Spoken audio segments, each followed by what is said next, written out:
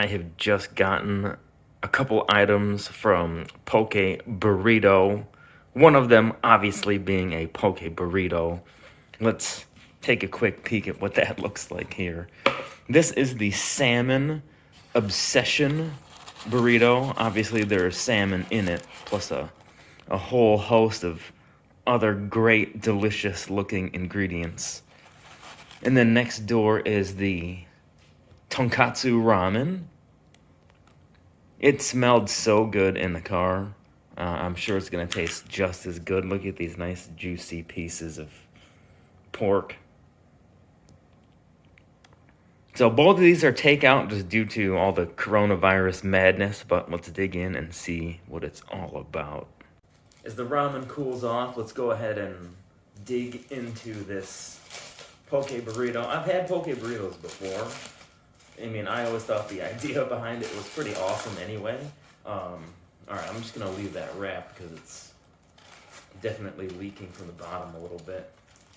But the idea of poke burritos is brilliant anyway because it's already wrapped. There's still rice and everything. It's the same constituent pieces basically as a burrito, but Asian style. All right, so let's go ahead and dig into this. I don't know about that wrapping. Things are kind of already compromised within the seaweed shell, but I doubt that's gonna affect the taste at all. But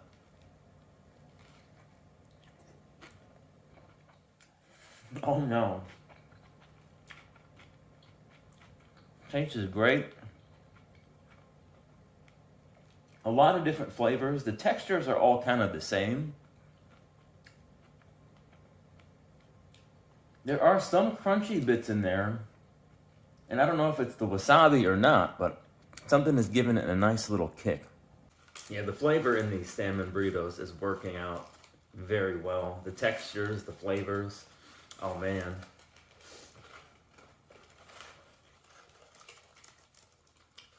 It is good.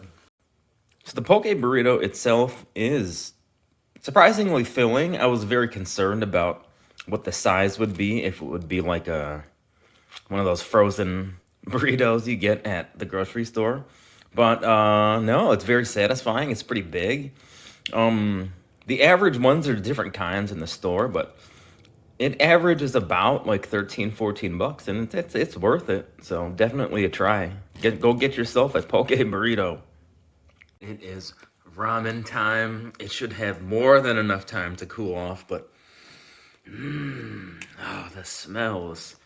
All right, it's time to dig in. All right, so I was a little confused at first because when I first opened this, I'm like, these noodles are kind of like it's almost kind of hard. Like, even just pushing into it, it was kind of firm. And as I was pushing all the food aside, I noticed this is just the top layer. You got to put in all the ingredients into the broth. So, all right, so this is the real deal. Let's dunk it all in. I guess I don't get takeout ramen enough. Maybe that's how it always is, but so now I got to let these sit in there, and I should have done that from the beginning, but I guess it was an amateur mistake. Yeah, so far the noodles, everything tastes great. Now that everything is soaking in the broth as it should be, let's see what this meat is all about.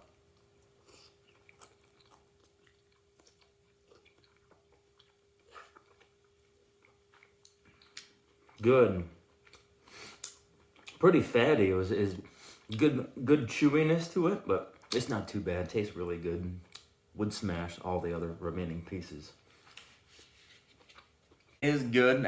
Oh man, just looking back, I wish I could have just put in all the ingredients into the broth sooner so it could have absorbed the flavor. But our pro tip, don't make that mistake if you ever get takeout ramen. Check that top tray, throw that shit right into the broth, soak in the goodness.